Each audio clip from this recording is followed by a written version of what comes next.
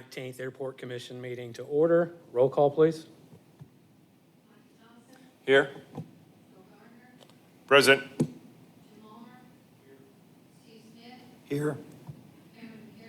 Present.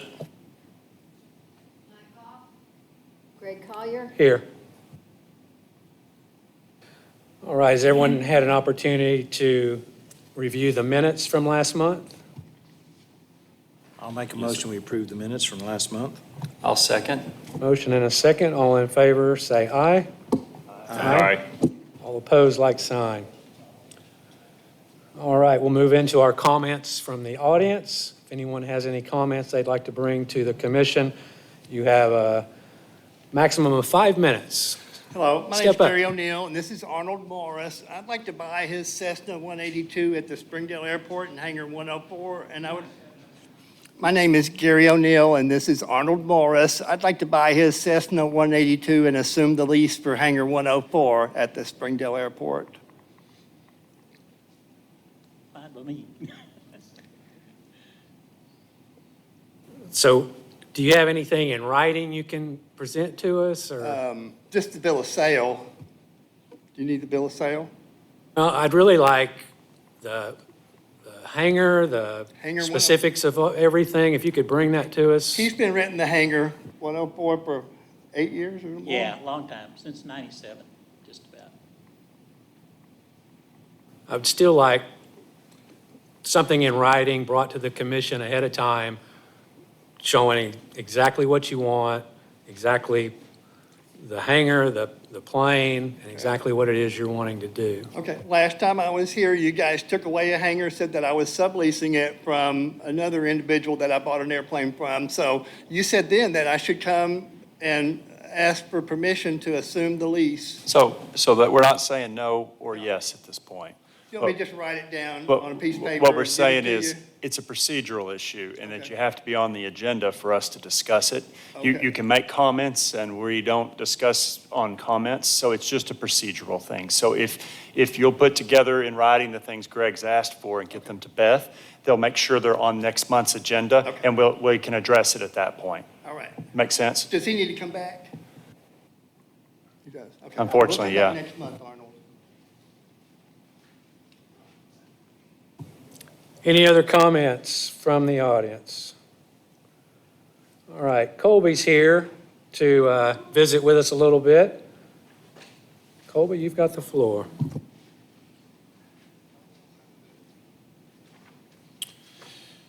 Well, good afternoon.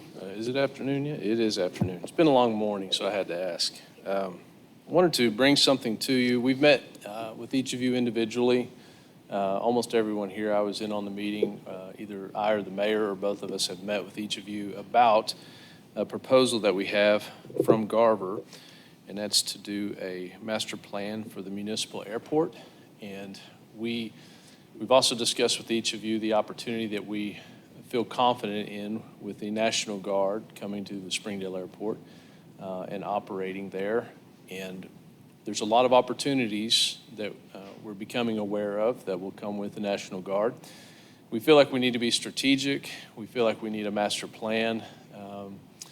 As you know, sometimes you can sit back and just wait and see what happens and deal with things as they come to you. We would rather have a plan and be strategic and be very intentional about our next steps forward. And I think the council has, they've displayed to us that they would rather have a master plan when making decisions like this. As you know, when we bought the ATCO rubber plant, a lot of the city council members asked what the plan was for that building. So we know their desire to have a very intentional plan behind what we do. We think this will be beneficial not only just for the National Guard's presence, but the things that are to follow. And we know that if the National Guard is to come, we've had interest in discussions with our economic development team at the chamber. They've expressed interest in having a location somewhere on the property of the airport. We just feel like there's a lot of good ideas, but in order to transfer those into a great idea, we have to have this plan. So my takeaway from our meetings was that everyone was in agreement that we need a plan. And so the mayor is absent this week. He's in Ohio. He asked me to present this on his behalf, and the request of the administration is that the city of Springdale pay for half of this proposal through the unrestricted general fund, and then half contribution from the airport commission. So that's the request that we're making. Any questions? I know everyone has discussed this. I'm sure you had ample time to base a decision. Does anyone have any questions for Colby while he's here? How involved will the Airport Commission be in helping facilitate and at least having input on Garver developing this master plan? Would we kind of be working arm in arm with the city, Airport Commission, as we develop that and have some strategic planning sessions through this process? In the proposal, and I believe we provided a copy. Does everybody have a copy of this? Okay. In the proposal, it talks about the stakeholder meetings, and obviously, some of the greatest stakeholders in this would be the Airport Commission. And actually, Greg's here. He might be able to give some more insight into that beyond what I've read in this scope. Right, and there will be several opportunities for feedback from the commission members. And I think how we've handled this in the past is if everyone on the commission doesn't want to be involved, you could appoint, Cameron or someone who is more interested to kind of be the representative for the commission at those. But at these stakeholder meetings, which we'll have several of, we'll invite, Daniel, all of the major stakeholders at the airport, those who are involved, listen to, their issues, their vision as well, to try to get a good idea of the direction that we want to go. So to answer your question, Cameron, yes, the commission is expected to be involved. And I'll say too, in regards to this, I feel like this is going to be a benefit to the commission in helping us work hand in hand with the city council. We don't go to the city council very often for things, for money particularly. But in doing so moving forward and having this master plan to present to them ahead of time, I think that'll be an advantage for us, and when we do go back and need assistance for whatever that may be. I agree. I think it brings us into an alignment together because there's times where the Airport Commission will have an idea or the city will have an idea. If we can work together through this master plan and all of us have input, all of the vision and the plan have been put together based on your ideas and our ideas. And then we have a unified vision moving forward. So I think it brings some alignment to the two entities. Well, I'll be totally in favor of it, except I think the mayor, the last time we had an issue with something was the retention pond, and he said that he would owe us a big favor. And I think the funding should come from the council. They got a lot more money than we do. And then we bought the land for the buildings next to the airport to do a hangar, move a executive terminal down so we could exit off of Emma, and that end up turning back over to the airport. And then I just feel like maybe the money that we would not do to participate in the funding of the survey would be available for us, that when issues do come up, we have an opportunity to do a match or something like that. We got the money left to match. Let's say if it was a 80%, 80-20 match or something like that. We've got the funds. We don't have to go to the city and ask for the match funds and stuff like that. So I think it allows us to be able to proceed and move faster when the opportunity arises to buy or purchase other pieces of property. So I think my thought is that we should hang on to the money the city pay for the survey, and I'm all in favor of the survey, so. I love the idea. I think a plan is the answer. We've worked on plans several times just to try to figure out what size hangars we want where, and we run into roadblocks with utilities and things, not have enough water service to be able to put hangars where we have spaces, and we certainly don't want to just piecemeal things out there. We want to have a plan for that. Growth on the airport is, if there is a large industry that's going to come and bring 70 employees with potential other accessory businesses that'll support that area, I do think a master plan is the only way to approach this. I agree with Steve, and I feel like, we, keeping the money with the airport allows us to use airport grants. I know that having a master plan will open it up for the city to be able to, or it keeps it so we can use that money, know that we have that money, and make a better plan for how we're going to use airport grants, which is a completely separate funding source.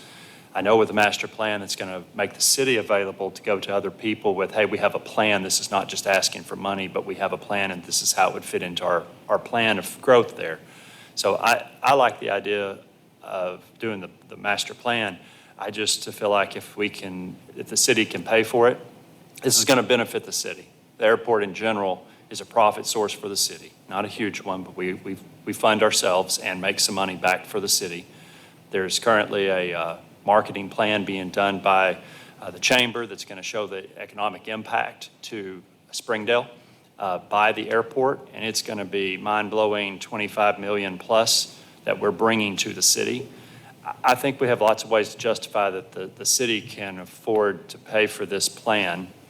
Airport Commission will be arm in arm with them from that point to make sure that we get something designed that's going to work for our future growth, and then give us the ability, like Steve says, to make a little faster response. If property comes available, the Airport Commission can make the decision to buy that.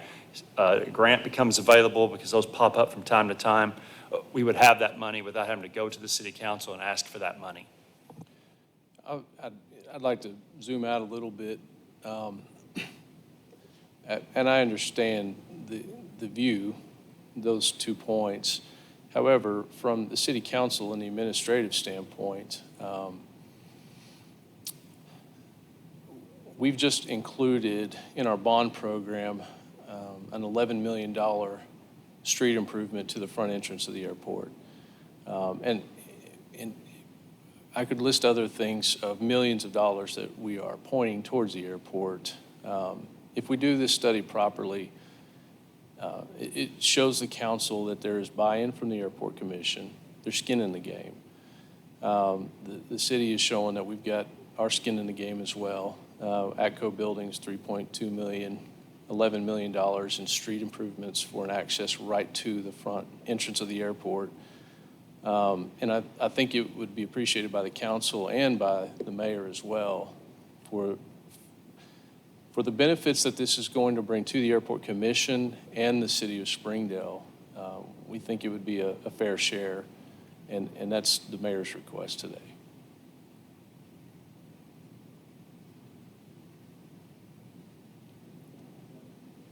Joel, any other comments, questions? The only thing I have is, Greg, do you know if there's any grant money out there available for economic development plans, or a development plan like this, to help source some of the funds for it? So from the FAA, there is funding for a master plan. However, this is a pared down version of that master plan.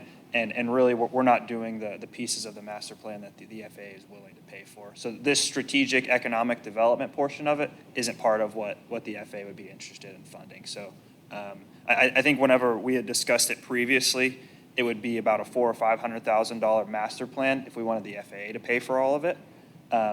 However, if we wanted to decrease that cost, we ended up at the number that we're at today for just the strategic plan, which I think is more of interest to some of the stakeholders and I know the city. And with that $400,000 to $500,000 that we initially talked about with that master plan, that's going to pull money away from some of the funding that we've got set aside already. So that was not an option, I didn't feel like. I do understand what Colby's saying. I do feel like, and I get both sides of this. I know where you guys are coming from too. I do feel like the council will appreciate us splitting that, and I think it will be easier to go to them down the road when we do have requests from them. And what was the total cost of this strategic plan? Roughly. Approximately $197,000. So it'd be $100,000 on our part and $100,000 on the city's part. Approximately, yeah. And we've got the funding to do that. Do you know when this $11 million that's going to that road work in front of the airport, was the water increased? Because there's been some debate about this. We're doing $11 million for the front of the airport. That's not going to help the airport with the issue with water. So we've asked that question several times. No one's really been able to tell us. We needed more water. And James isn't here. He may have that answer. He didn't have the answer a week ago. But that's part of that too, is I know you're doing it for it's going to be there at the airport, but if we're not doing the things that the airport needs in that, it's just, we need to get water there too. So if that 11 million doesn't include that, we need water there too. So we weren't really, I don't know if we were involved in that to say that we needed the water expanded. Remember this? Yeah, We've had this discussion with the city and with the water department as well. I know the water department realizes it because I've met with them personally multiple times on it to try to see what the best option is to get water there. The water lines are too small currently, right? So I think the holdup is simply the water department doesn't know, they're not going to fund it. So they don't know if the city is going to help fund to increase the size of the pipes to get it to the airport. I think that's where we are. We can check with Ben Peters, the engineer. He's the one that's in control of the street portion of the bond and what utilities are upgraded. So we can check with him and find that out. It's kind of off target a little bit with what we're doing, but when you mentioned that, we still haven't gotten really a final answer that yes, we're going to have water to build the hangars this master plan is going to say we should do. Who did you direct those questions to? James. Okay.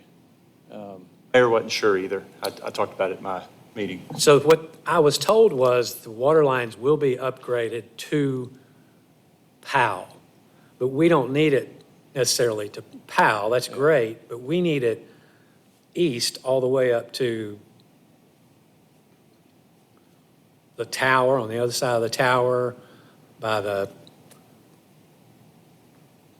I guess, even up to the terminal area. Yeah, so if the utilities are upgraded to the street that goes to the airport, that's all that would be covered, if it is covered by the street portion of the bond. If the airport needs water, that's not going to be covered by the street bonds. That may be a request that the airport needs to make officially, or the airport has ability to bond.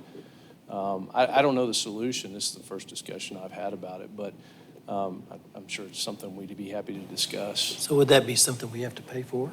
So I'm concerned about our budget and what we can afford to do. And we've talked about that, and at one point we were considering, we thought the new school that might be being built there might involve additional water. We talked about maybe splitting it with the school district when that was going to be, but that's not going to happen anymore.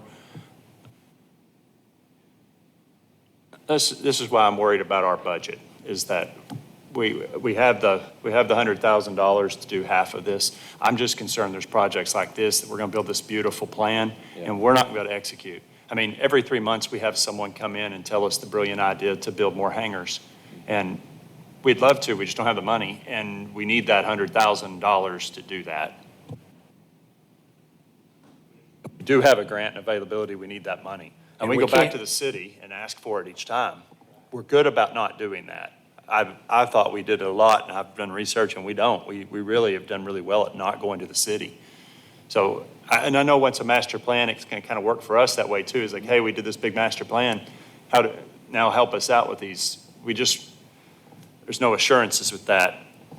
And there's no grants that we can go to for utilities like that. Yeah. So it's got to come out of somebody's pocket. So would the thinking be not pay for the master plan and ask the city to do the water upgrades?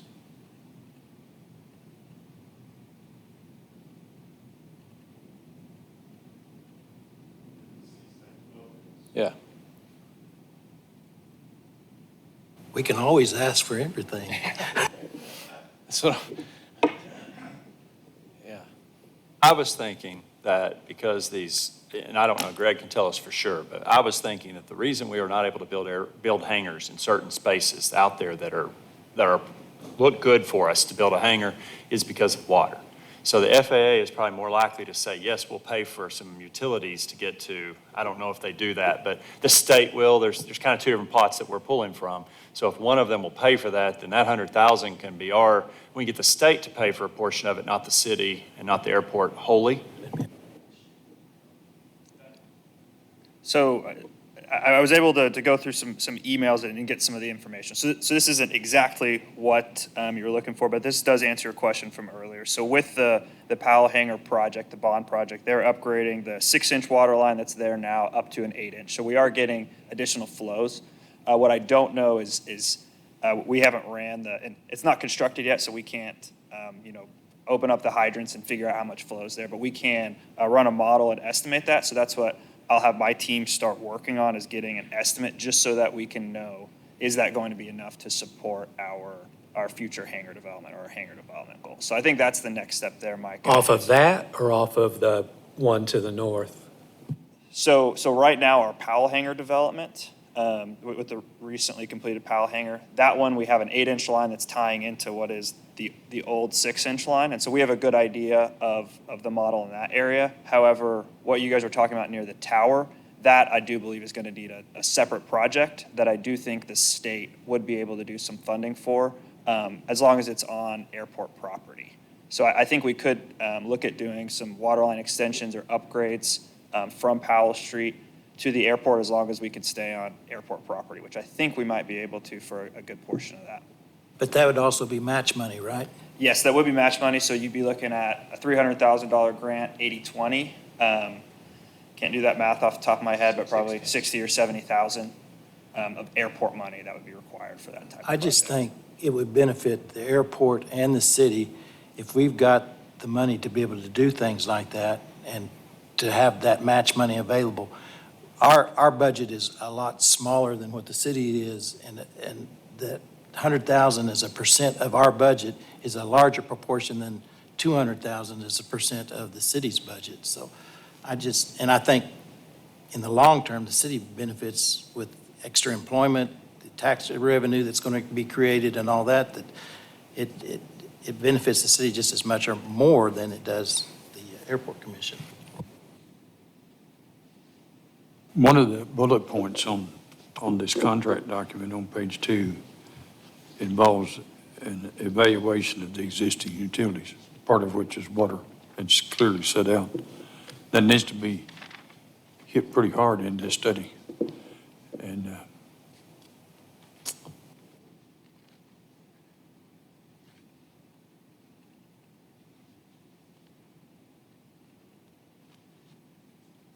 so the question I have, one of the questions is, in the end, if we finish this discussion, what is it that we need to do as a commission for Colby, for you to take back to the mayor, to the council? Well, it would be, the request is to participate in the master plan, and the mayor's request is to split the cost of the study with the airport commission. So that's the action we would need taken.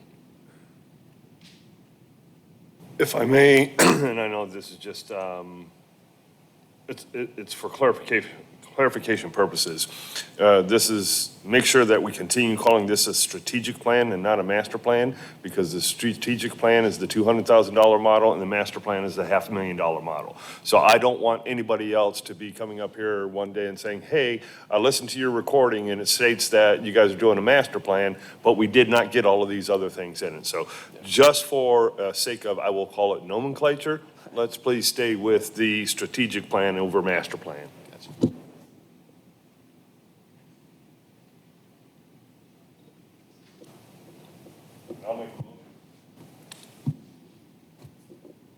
Go ahead.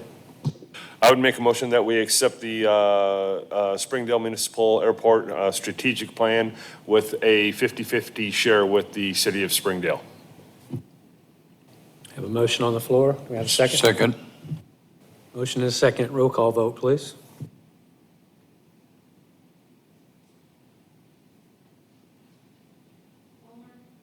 Yes. Yes. I'm going to say no.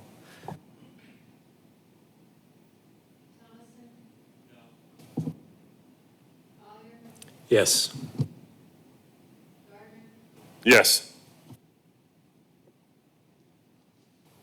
Motion passes, so we will split 50% of that. And I guess myself and you and Greg can get together and finalize everything moving forward. Now that the Airport Commission has made that decision, we'll put this on the next committee agenda for the city council. How do we figure out about the water lines? Well, I think he just answered.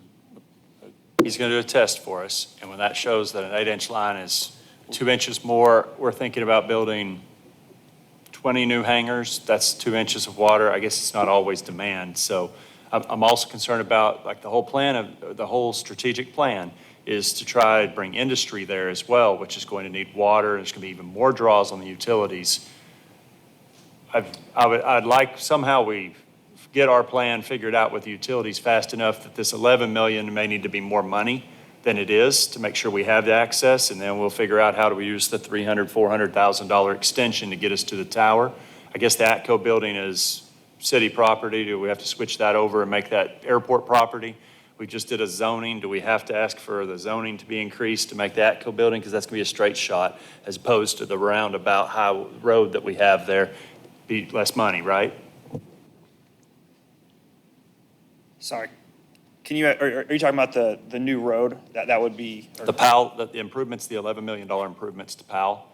I don't want to put an 8-inch line in there. We need to do some conversation with them now before we get to any further. And if that 8-inch line is going to be sucked up by industry that's going to go between the airport terminal currently and 412, which is our hope, but I'm hoping the strategic plan points us to. If that gets sucked up again, then we're still short, and now we're back out of water. We got this great plan. We can't do anything about it. Right. So as much as we can forecast what we're going to need there, I'm an eye doctor. I don't know if 2 inches more pipe is going to make a difference, and if it takes 2 industries to wipe that out, and then we still can't build hangars. Right, and that's something that we can look into as part of the study, and I understand that you want to fast track that existing utility part so that we could potentially include it in the bond program, is what I'm hearing, correct? And so, Yeah, there's flexibility in how we spend our bond dollars. I guess send this message back to the city council then, is that we'll pay half, but we're going to need to make sure the utilities get to our gate so that we can pay to send them where we need to be able to grow what this plan's going to show. Otherwise, we're just going to be stuck with not able to grow. Yeah, I think that's why it's key to have skin in the game. Because when we start telling the council, you need to do this and that, it shows when you have skin in the game, we're partnering together. And so we could take that recommendation and talk with Ben Peters, mayor, and unfortunately, this is brought up in reverse of really how we needed it brought up. We need the information out of here, I think, but it shouldn't take any rocket science to figure out, is the extra 2-inch satisfactory for that growth? And maybe it is. I'm not an engineer, so I don't know either, but we can definitely find that out and bring that. Instead of waiting till the next airport commission, we could probably just send out information individually for FOIA purposes to give you all better information on that. But I can go ask the question here in about 5 minutes. I'd like to have, and I have met with them multiple times, I'd like to have somebody from the water department here with us. Yeah. And I think I can get someone here that can enlighten us on some of that. Because they've told me pretty straightforward what it takes, what it would take, but that they can't foot the bill for that. Yeah, and that's why in the $100,000 discussion, getting water is going to take a lot more than that. So even if the airport commission didn't contribute and saved $100,000, it's not going to touch running water up there. So I think this will help with the council as we move forward in making plans. We're a step ahead of ourselves from the study, but it's nothing that we can't overcome. And so I will follow up here in a few minutes with Heath Ward and with Ben Peters. It may be good to have them, invite them as guests to come explain that to the airport commission when everyone's here as well. But I will make sure that I get an email out to everyone here with at least some basics of that discussion. And that way we get some information in all of your hands. Either you or I don't care. Let's go ahead and make that happen for our next month's commission meeting. Get Heath or Rick or somebody here. Yeah, if y'all put that on your agenda, I'm sure Beth can make sure, so. Okay. All right, well, I'll Thank go you. start those other discussions. Thank you all. Thank you. Question for Garver. If we're going from, if you got an 8-inch coming in and you're tied into a 6-inch, that really doesn't benefit us, does it? Because you can only push so much through a 6-inch. Right, and so we knew that eventually that 6-inch was going to get replaced, and so we didn't want to tie it, because our new water line that we put in with the Powell project is an 8-inch, and we knew that the 6-inch under Powell would eventually get upgraded, and so we wanted that 8-inch to have enough capacity for that future upgrade. Yes. That's correct. Anything else on that topic? I'm going to go ahead and skip down to number 8 for Mr. Cate. He's got another appointment he has to be at, so let's get him up here on the agenda. Thank you, Mr. Chairman. Can you hear me? Oh, can never tell in this room. When you're up there, you don't sound like you're projecting, but when you see it online, you can hear pretty well. I think you all, it's in your packet, but I think you were also emailed a memo that I wrote regarding Act 505 of 2025, which made some revisions to the Arkansas open meeting laws. And I'm just here to answer any questions that you might have. I believe that the memo is probably self-explanatory, but I'm happy to go over. There's like 4 high points of the act. The first one, they're merely trying to codify what constitutes a meeting and what does not constitute a meeting. You'll see a lot of times an email might go out that says, hey, we're going to meet at lunch at the airport restaurant next week, and for FOIA purposes, do not hit reply all. So, and the reason we do that is because any communications between commissioners about pending business, which is now defined as deliberation, has to be done in a meeting. You can't communicate about pending items outside of a public meeting because all deliberations under the law have to be done in the light of day. So they try to clarify some of that, kind of with what common practice was already, because not everything that gets sent out to you all, like I mentioned about meeting, for lunch, that's not deliberation. So they clarified what those definitions were. The second thing had to do with notice requirements of meetings, which I believe we're meeting already, which requires that at least 3 days before a public body meets, whether it's Airport Commission, Civil Service Commission, Public Facilities Board, City Council, Planning Commission, the agenda for the meeting has to be published online on city's social media platforms at least 3 days before the meeting. Now, we still have the option, if we have to call a special meeting, we still have the 2-hour rule for that. It doesn't prohibit that. But we're doing that pretty much already. So that's just bringing everyone else in on the state up to what we already do. But the main thing that it does, it deals with remote attendance.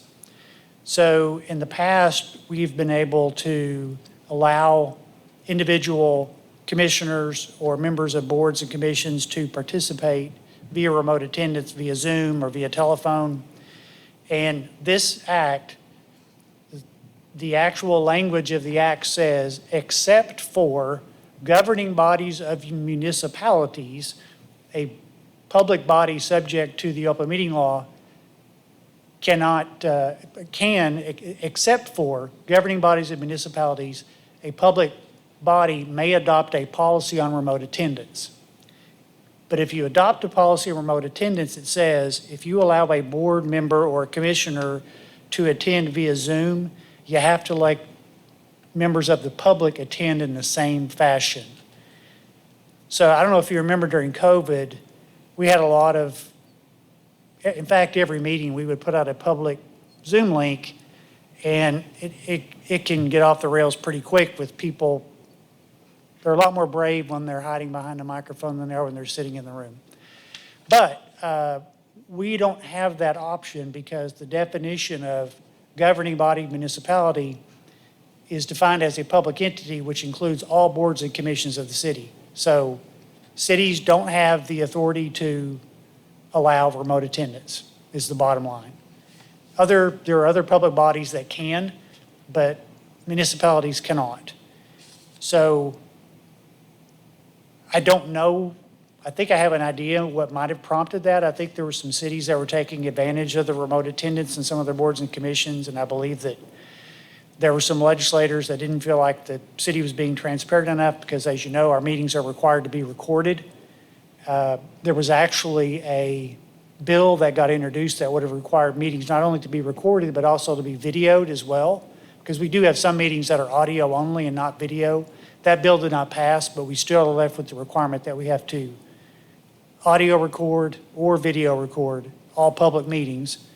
So that's why I said remote attendance goes bye-bye because of that. And the last thing is, they also beefed up some consequences if there are violations of the public meeting law that are found to exist. In other words, if a citizen was to file a complaint with the circuit court that says, I believe, or I've figured out through back channels that these two commissioners were talking about how they were going to vote outside of a meeting, and the court determines that that happens, the decision that was made by the Board of Commission would be invalidated because of the violations of the public meeting law. We don't want anything we do to be invalidated after the fact. So that's the highlights of the memo. Some of these definitions are a little circular, but especially about where it says a public body other than a governing body municipality can adopt a policy on remote attendance, and then they define governing body municipality. It sounds like city council, but they define that as all boards and commissions of a public entity. So throws it all out. And I know that may cause inconvenience for some people, and I'll be honest with you, it's a valuable tool sometimes, especially in the summer. People are traveling or away on business, that people can Zoom in and participate in a meeting, and sometimes, quite honestly, we wouldn't have a quorum or have enough city council members to pass an ordinance or a resolution or an emergency clause on an ordinance. And the law says that if someone, to be counted as a quorum or to be able to vote, they have to be physically present at the meeting. Otherwise, you can Zoom in, but you don't count as a quorum and you don't get to vote. So you could theoretically still Zoom into a meeting, but it's going to be like you're not here if you just wanted to listen in, for example. So happy to answer any questions you might have. And thank you for moving me up in the order. You bet. Any questions? I think that's pretty cut and dry. Thank you, sir. Anything else from you? No. By the next meeting, I should have the judgment on Cowboy Diner. Awesome. Thank you. Okay, so James is not here, or Austin. So you've probably already looked from the emails from our fuel purchases and operations. Any questions or comments on that?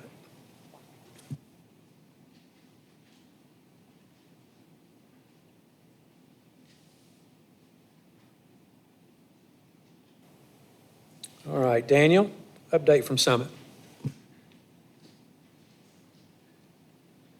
Good afternoon. So looking back at our numbers for June versus May, and then even versus April, if you'll see on the graph, last month was a great month for fuel sales for the airport. We did outstanding. The crew out there, they worked their butts off. We put a lot of hours in and quite a bit of overtime as well in the month of June. So super proud of them. They did great. Really satisfied the customer as well, and hopefully we'll continue that increase. I think, it was middle of summer. We had a lot of people returning from vacation, so I think that contributed a lot to it, and then getting back to their normal business operations. And then last Saturday, the big thing for me today was 2 events. First was the 5K fun run. That was a wash, literally a wash. We got out there at 5:30 in the morning. We made it 1 mile, and the skies opened up, and we called it. It was terrible. So, How many did you have attend that? I had, sorry? Roughly how many attended that? 12. 12 besides my crew that were there to join us. It would have had great reception if we had had better weather, but I did buy about 100 T-shirts, so I have to do another fun run to get my money back. But it was fun no matter what. I mean, it was an adventure. Everybody was soaking wet. We had a good time. But the big thing was last Saturday evening, We had our first ever car show in collaboration with a group called Spectre NWA. They do a lot of car shows around Northwest Arkansas, and they go out to Oklahoma as well, and they race together at the drag strips around the region, and just go to all sorts of different things. So we got to know them. A gentleman named Brian Morales. He's the one who footed all the effort on their side. Did an awesome job. I collaborated directly with him. Execution for the night was pretty good, but a lot like last Halloween, it was too big, and we didn't expect it. We believe we had over 3,000 people there throughout the night. Maybe not at any one point, but throughout the night. We think that's just gauging on the pictures we were able to take, and then estimating, put some time in estimating if I've got so many people in this area, if I multiply it by however many other areas I've got, it looks like about 3,000 people probably joined throughout the night, which was awesome. PD's probably not happy with me because they had to do sort of last minute crowd control for traffic coming in. I asked the tower what it looked like for everybody coming in. He said all the roads are gridlocked right now. And my wife told me when she got there, she said there was a drone flying, and it was PD's drone saying, if you're parked at the apartments, you're about to get towed. So that wasn't great. So I'm trying to replan some stuff for the Halloween event. Halloween was big last year as well, and we want it to be bigger this year. And I think we've got some good contingency plans that we're going to fall back on that we're just going to have to do, using multiple entrances of the airport and using multiple spaces around the airport for parking. Our volunteer group is going to have to be a small army, and so I'd like to talk to Civil Air Patrol about getting their cadets out to help wrangle some of that safely. I need some janitorial staff as well. All those people going in and out of the terminal, they did a number. But we took care of that. That was all the hard stuff. All the good stuff was, with that many people, it was, you kind of expect, you're going to get some sore attitudes or, jealousy or something like that. Something's going to happen. Didn't hear anything. It was great. There was loads of families out there. There was loads of couples out there just having a good time, bringing all sorts of cars. We even, in our parking area turned into its own car show, a little sub-car show. People had their hoods up and were standing by the cars because they didn't, they couldn't get into the main show. We didn't have enough room for them. And so we had this whole different group doing their own thing. And then the big thing of the night was the Cars versus Plane race. So because we were having so many people come in, we had to delay our test run. Originally, it was going to be a test run at 5 o'clock to kind of get our eye in and see, when the plane comes in, when does the car need to go? Anyway, that got pushed back to an hour to 6, and everybody showed up at 6. So they got two shows. First show happened on the taxiway, and we quickly realized that it was a bad idea. We had some concerns with the taxiway. It's very bumpy. It's not bumpy. It goes up and down. Thinking about this, we thought it's probably going to be okay. They're not big hills, anything like that. Well, when you're doing 150, it is a big hill. We had a couple of cars, wheels got off the ground, and so we called it. We said that you can't do that anymore. So we weren't going to do another one. Talked to Tower. I said, the only way we can do our second one is if you give us permission to utilize the runway. He said, I don't see any issue with that. I'm coordinating with Razorback. So again, he cleared the airspace for us. Razorback didn't let anybody into the airspace for us for 15 minutes.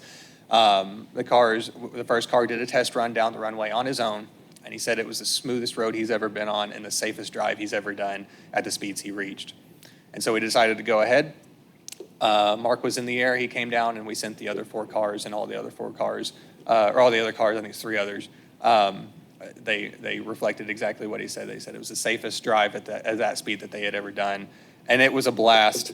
I wasn't able to really get any video. It was very difficult, and I'm not savvy like that to be able to throw a video in, but you can see the kind of cars that we were working with. So right there you have a McLaren, I think it's a McLaren P1, a Lamborghini Aventador, and then that last one on the right is a Toyota Supra, and then the Audi R8. And so these are the cars that were in the first race, along with Mark's Extra right there. And of course we had rain that afternoon. We were gambling that we were going to have good weather, and it worked out. It made for some great pictures, as you can see. You can kind of see how crowded it was out behind us. That's me and our tractor. I did the escorting to the south end of the runway, and then one of my other employees, Jamie, was at the north end of the runway to receive the cars so that we were in constant communication with the tower before we did any movements on the runway or taxiway. As you can see here, we ran out of room for parking, and people were parking in the grass, and I don't want to do that. So luckily, Alan hasn't said anything yet, and I've talked to him a few times, so I don't think he's mad about it. I don't think we did any damage.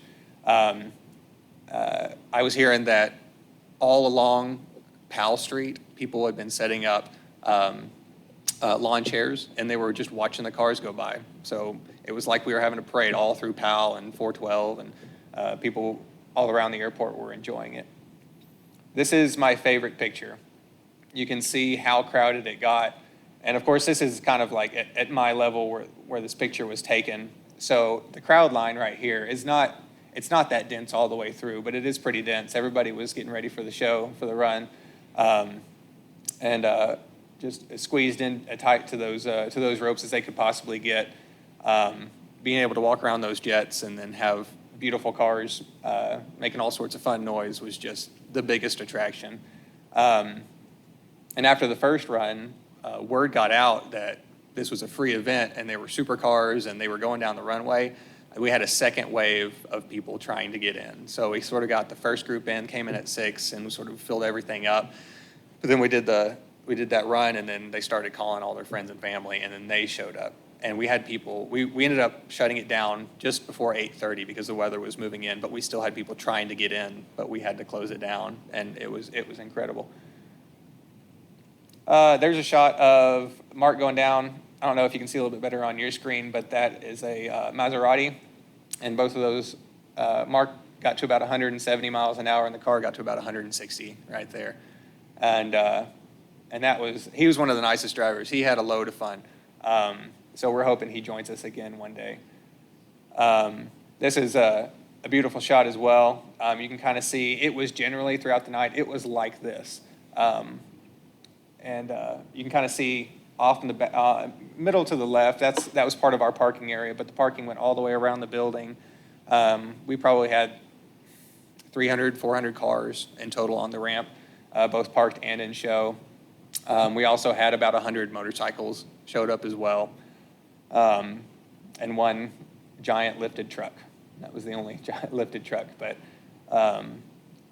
just off to the right in this image is where the restaurant set up their 2 tents, and they were cooking for the evening and serving people. They did great.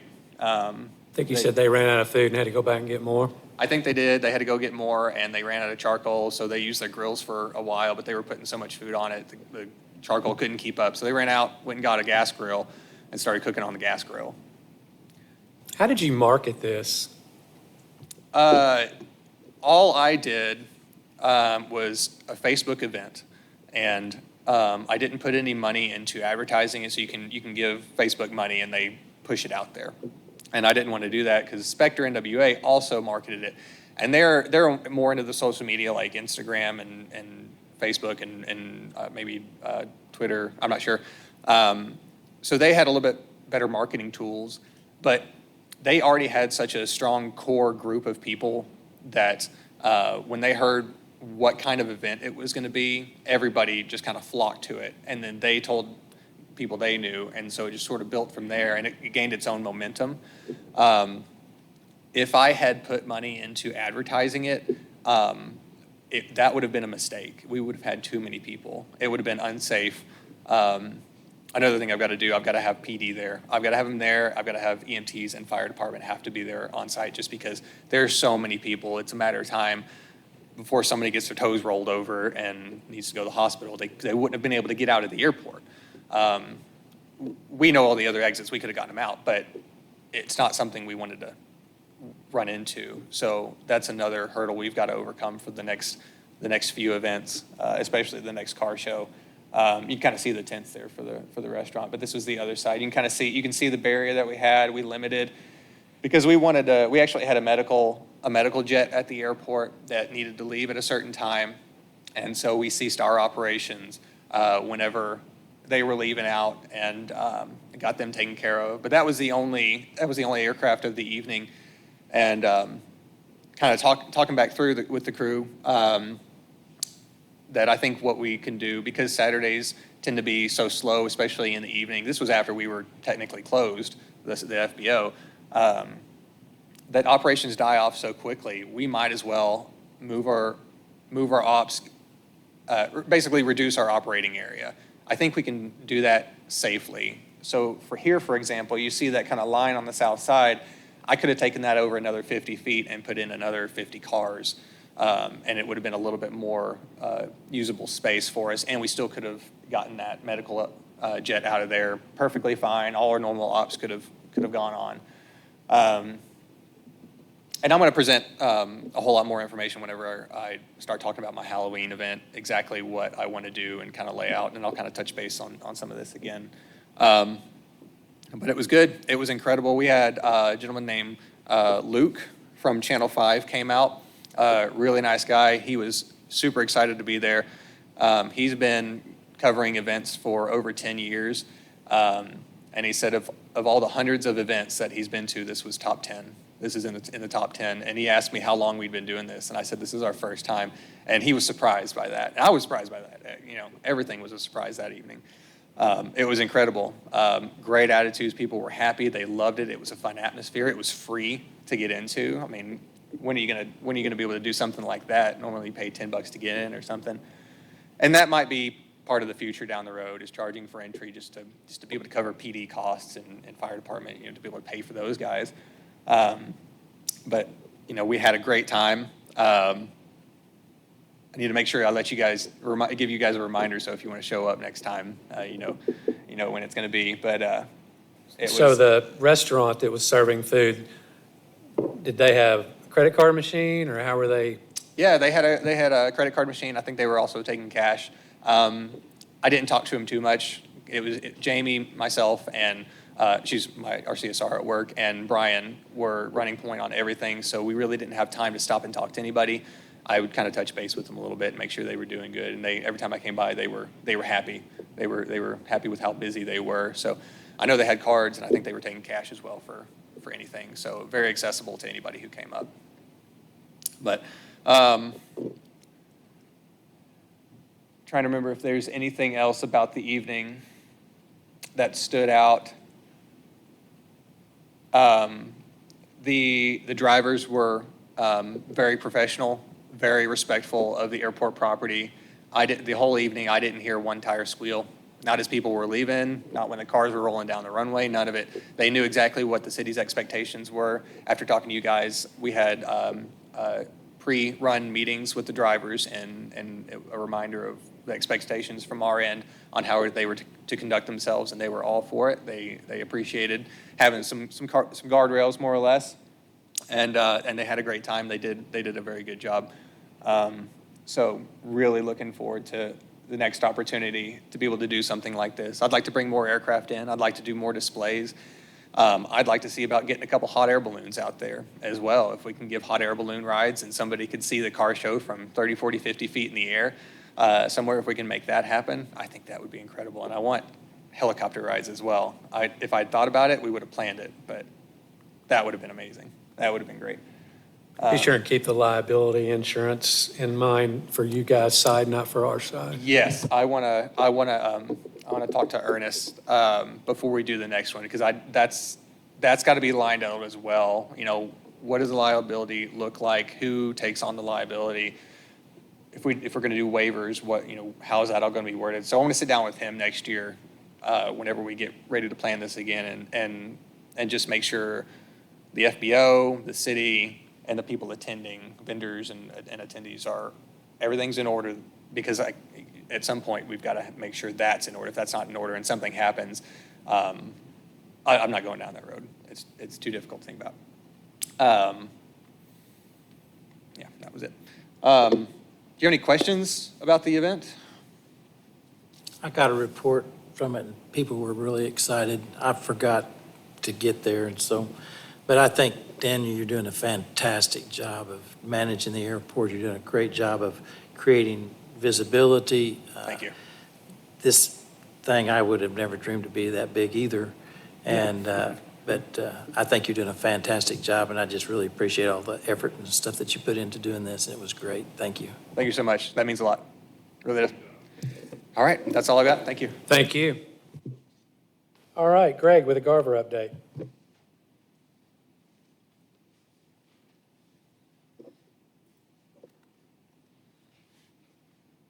Perfect. Let's see. All right, there we go. I don't have a whole lot to discuss today. I think it can be pretty quick. We've got two ongoing projects: the runway rehabilitation and also the tower rehabilitation. So I'll start off first with the runway rehab here. I've got a few pictures from one of my coworkers who's a pilot out here and was happy to fly by. But you can see these were taken probably about a month ago, actually. And you can see that, the markings are looking nice and bright. The asphalt's looking nice and black, so we're getting that good contrast. One thing that hasn't happened yet is we haven't installed the final version of the markings.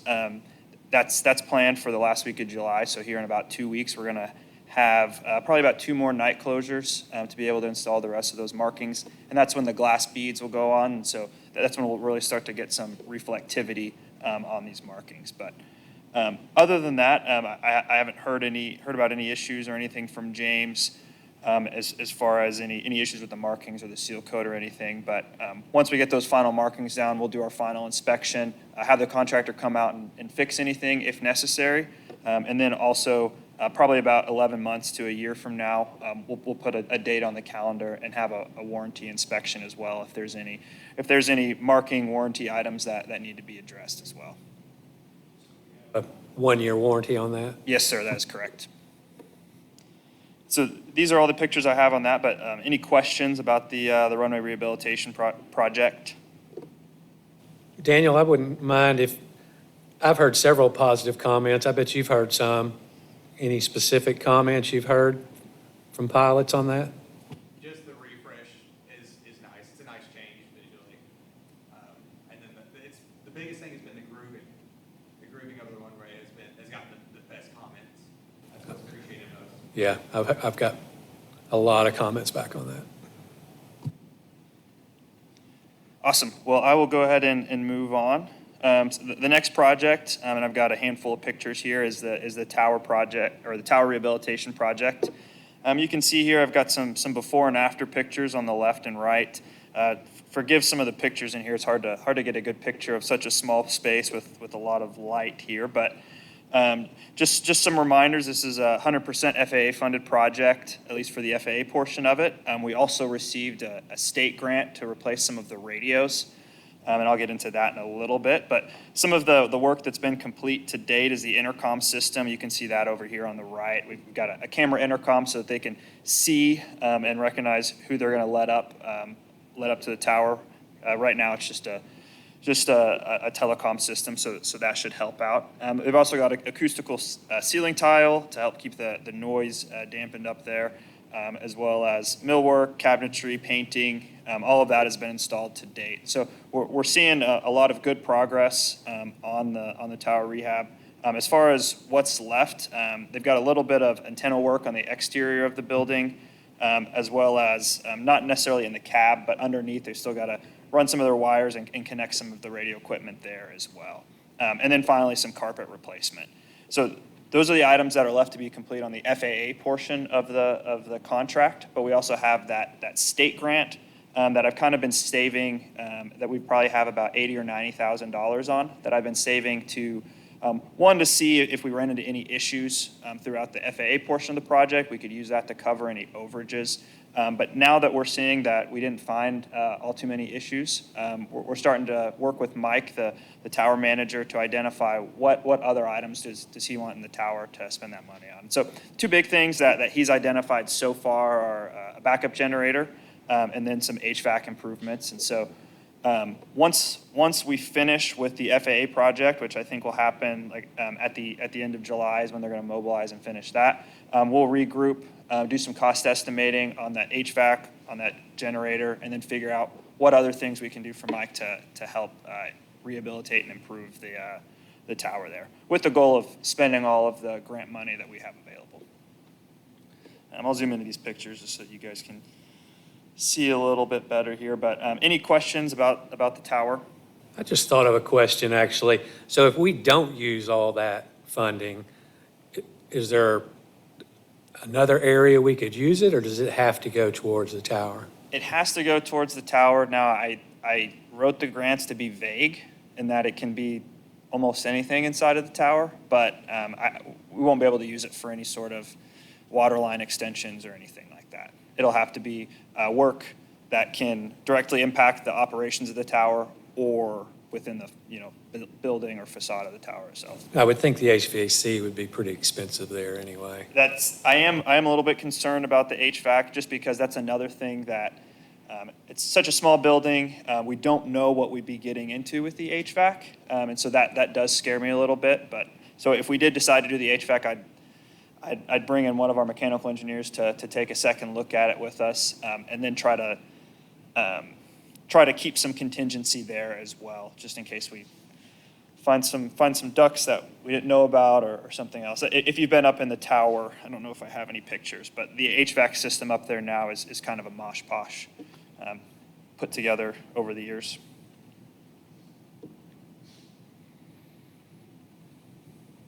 Any other questions about tower or the runway projects? Awesome. That's everything I've got for you guys today. If you have any other questions, I'd be happy to answer them.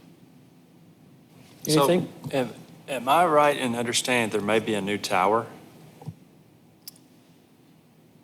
There's been discussions, but it would be way down the Far road. away. Correct. That would be my thoughts, is whatever we use that extra money on, let's make it transferable to, like a generator would be, or HVAC is probably a little less, Right. yeah, so.